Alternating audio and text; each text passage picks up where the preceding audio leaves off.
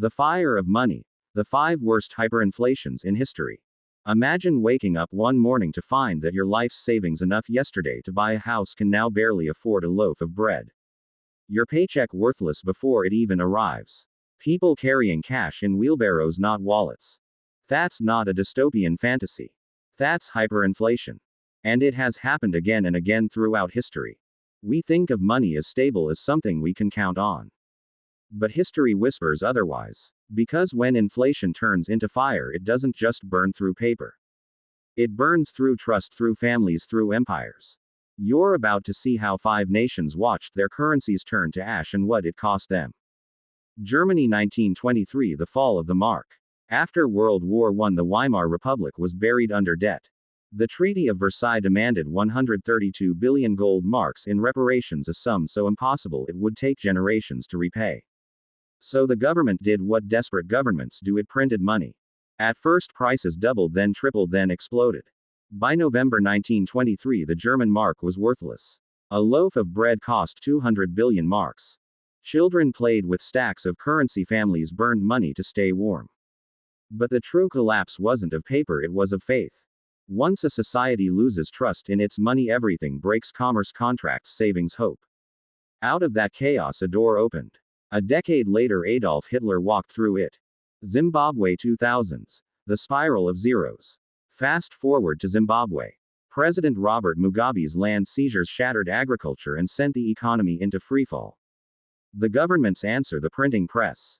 By 2008, inflation reached 79.6 billion%. Prices doubled every day. 10 million, 100 billion, $100 trillion bills, paper with ink but no meaning. Eventually they gave up and switched to foreign currencies. What was lost wasn't just money, it was pensions, industries, lives. Those who had land, skills, or hard assets survived. The rest were left behind. Hungary 1946, the worst in history. After World War II, Hungary's economy was rubble. To pay for reconstruction, the government printed a currency called the pengo and kept printing. Prices doubled every 15 hours. Inflation hit 41.9 quadrillion%, a number beyond comprehension. The pengo became so worthless they invented the milpengo, then the bilpengo, then finally abandoned the system altogether. The result: the middle class wiped out. Savings erased. History reset. Venezuela 2010s. Rich in oil, poor in trust. An oil-rich nation brought to its knees by corruption, sanctions, and reckless policy. When revenue fell, the government printed money to fill the hole. By 2018, inflation passed 1 million%. People rushed to spend their wages before they vanished in value. Supermarkets were empty, barter returned. Doctors became taxi drivers abroad just to survive. Zeros were added to bills, then slashed off again, but the damage couldn't be erased. Millions fled. Those who stayed lived in a broken economy where money had lost its meaning. Yugoslavia 1990s. Collapse by 1,000 zeros. War, sanctions, fragmentation. In 1993, Yugoslavia's inflation reached 313 million% per month. Prices doubled every 36 hours. New currencies were printed again and again. Old savings disappeared each time. The German mark and US dollar became lifelines, the local currency a cruel joke. People used it as wallpaper or firestarter. A symbol of trust turned into trash. Patterns and warnings. Different nations, different decades. But the pattern is always the same. A crisis hits. The government prints. Trust dies. The currency collapses. Society fractures.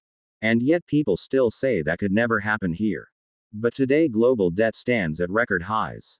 The United States alone owes over 34 trillion. Central banks have printed trillions more to keep economies alive. For years it worked until it didn't. By 2021, inflation surged worldwide. Supply shocks, wars, energy crises, and a decade of easy money finally came due. Central banks panicked. Interest rates soared. Markets shook. And everyday people, not the elite, paid the price. Rent rose, groceries doubled. Wages couldn't keep up. And once again people began to ask the oldest question in finance. What is money? The lessons. We're not in hyperinflation, not yet. But the warning signs are glowing. The same dangerous assumptions return. That debt doesn't matter. That money can be printed without consequence. That central banks will always save us. History disagrees. So, what can you learn from the 5 worst hyperinflations in history? Lesson 1: Real wealth isn't paper. It is purchasing power, land, skills, hard assets, resilience.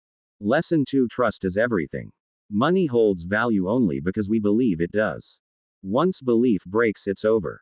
Lesson 3: Inflation punishes the unprepared. It is silent at first, then sudden, then merciless. You can't inflate your grocery bill away. Protection today means understanding the system, not worshipping it. It means reducing debt, diversifying assets, building value that no collapse can erase. Inflation is a hidden tax, a quiet thief, a slow erosion of freedom for those who don't see it coming. The 5 great hyperinflations weren't accidents. They were born of arrogance, denial, and the seductive lie that you can print prosperity. Now you know better. Because history doesn't repeat. But if you don't understand it, it will crush you all the same. If this gave you perspective, hit subscribe. History has the answers. You just have to know where to look.